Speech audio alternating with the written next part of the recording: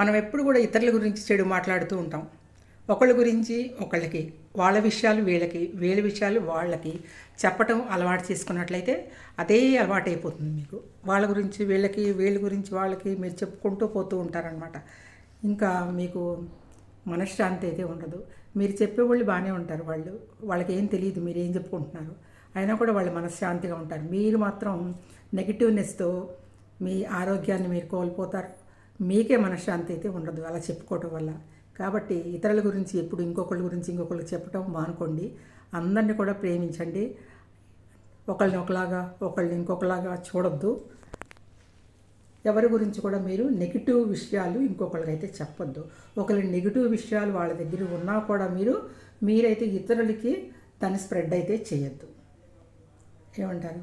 అది మీకే మంచిది.